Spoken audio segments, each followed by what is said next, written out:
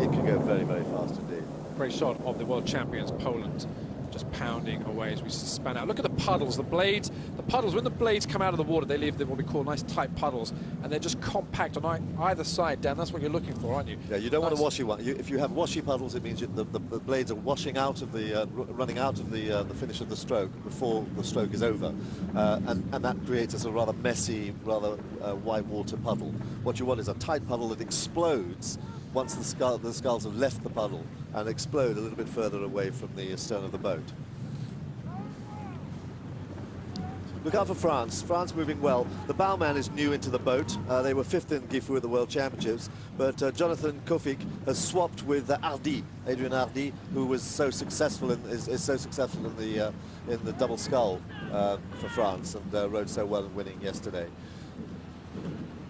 So the first timing mark then, through 500 in 1:27.67, and a reasonable spread of the cruise.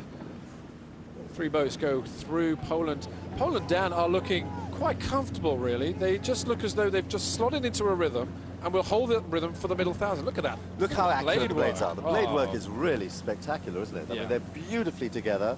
They're rating pretty low, so they're comfortable, they're relaxed. Perfect. That is just perfect sculling. 35 strokes a minute. Yeah. A joy to watch. And the legs go down, the body comes through, the blades are pushed away, and that's how you get boat speed. Very good. Very little bounce in the boat. It's moving very nicely. You see the heads don't see any heads popping up during the drive. So they're sitting nice and low, and all the power is going horizontally, which is what you want. You don't want power going down into the lake by lifting your body up off the seat and lifting your shoulders up. You want the horizontal drive, which forces your boat forward rather than bouncing it up and down. And that's very good, right? There's no backsplash. When the blades go in the water, it gets a little bit of backsplash. You want to keep that down. It's really, again, just blades just slicing in, just catching it. That's why we call it catch, where the blade catches the water, it goes in, and it's just effortless. They hold the world record. They hold the world record, which they got last year at Gifu at the World Championships. Poland then 3/4 of a boat length up. The second 500 meters was just a walk in the park for them. Now we'll see what's going to happen, because they have a chasing pack. The rest of the world are chasing them. Romania in lane number 1. Australia coming on now in lane 2. Poland then in 3 out front in the yellow boat. Italy starting to move in lane 4. Ukraine are in 5, and France 2 in lane number 6. Jean-David Bernard in the stroke seat of France. He really is moving it on into this third 500. Sitting behind them, Italy at 34.5 strokes a minute. They're tracking them down. Australia just slipped back a little bit. Dan, you're talking about not bouncing. You can see it from the side on. There's just a straight line from the water level along the boat. It's just a constant straight line, and the amount of yellow above the water remains the same. There's no sort of dipping down and going up. And these are big men, you know. They're 95 kilos, 100 kilo guys. They're up around the sort of 14.5, 15 stone weight. With that amount of weight moving up and down the boat, you'd expect to see some sort of bounce, but no, you don't.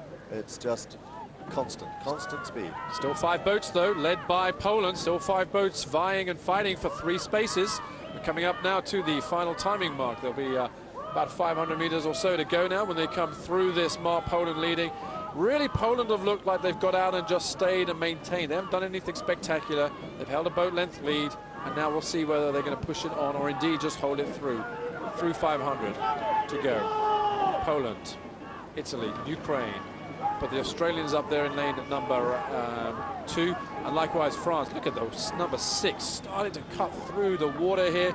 Watch out for lane number 6. That's France. Jean-David Bernard in the stroke seat, behind him in the 3 seat. Oh, good. They're good scullers. They're all good scullers. They came second in Poznan at the middle of the 3 World Cup regattas early this season. To your right, the yellow of Poland just going out of shot.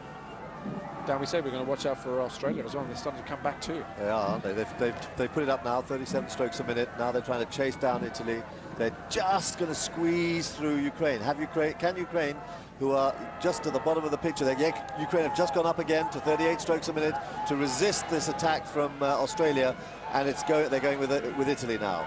250 meters remain now. Look at all these boats starting to compact out front. Poland still just keeping it long, doing it enough that they can. Ukraine, lane 5, starting to up the rate, taking a few more strokes per minute. They're starting to sprint. Now they're getting up onto full sprint. There go Ukraine on full sprint. Alongside them, Italy having to push hard because at the moment Australia are tracking them down.